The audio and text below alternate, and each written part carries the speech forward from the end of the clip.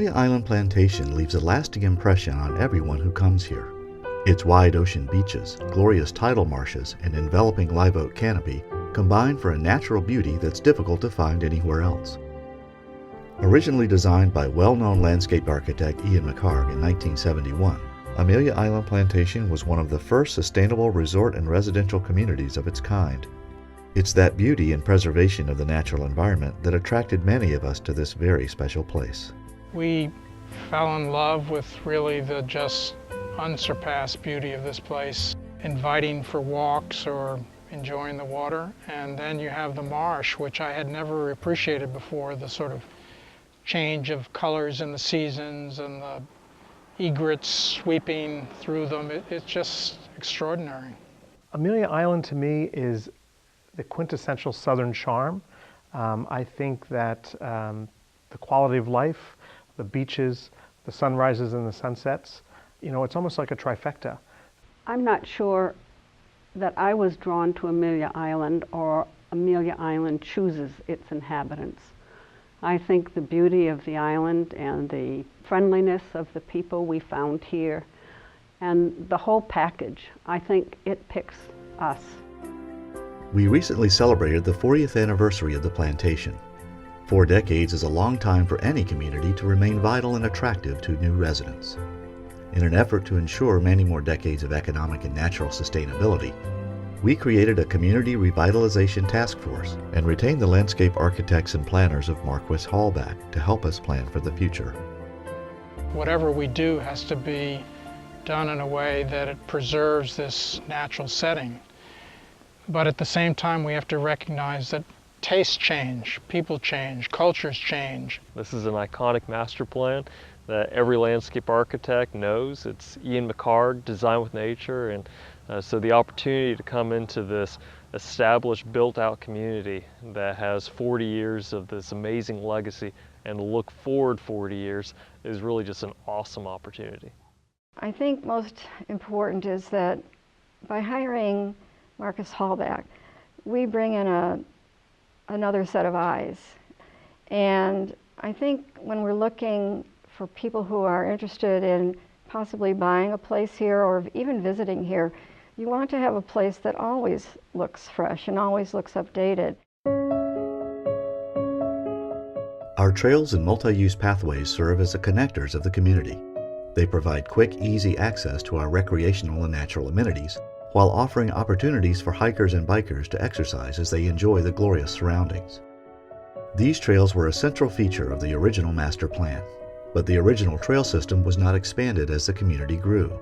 Number one is, how do I get somewhere? Where can I find Walker's Landing or Drummond Point Park? Those are absolutely beautiful locations and we want to send our guests and residents to those, but the opportunity to find them isn't always the easiest. And so when you look at the overall trail network, there's a variety of dead ends. They don't go anywhere. And it's not only frustrating for homeowners, it's confusing for the amount of visitors that Amelia Island Plantation has. And so one of the great opportunities that we have is to improve loops, connections, so that when you get onto a trail that you don't just go down to a dead end and then turn around, it would actually loop you around and take you to other places. Our abundant tidal creeks and the Intercoastal Waterway offer unrivaled opportunities for kayaks and paddleboards, 2 of the fastest growing and most popular ways to enjoy the water.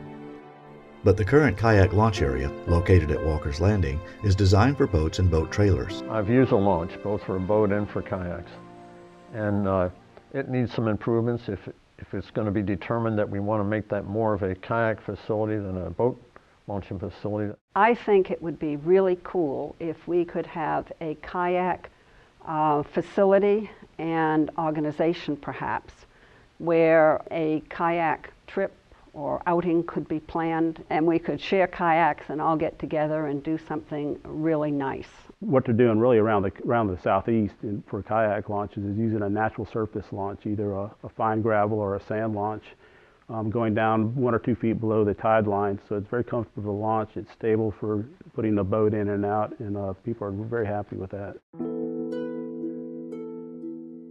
Golf is at the backbone of this community, and it was central to what brought a lot of people here.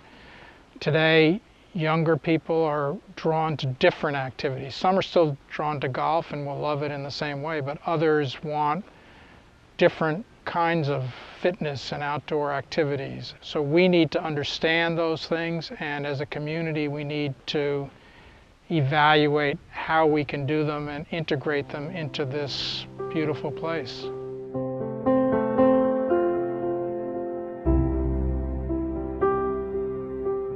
Revitalize is essentially bringing some new energy into not just the community, but essentially exhibiting an energy outwards towards buyers.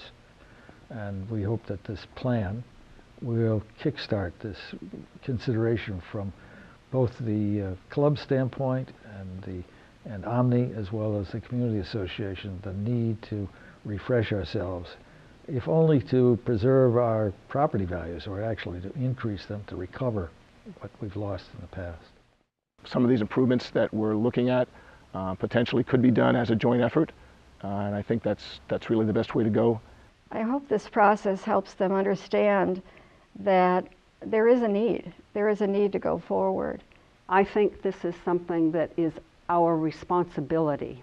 It's a thoughtful community, and I think it's a community that really appreciates the specialness of this place here. And I think part of what we have to do as leaders in the community is to make sure that we honor that we persuade, educate, and receive input from the community about what they like and what they don't like.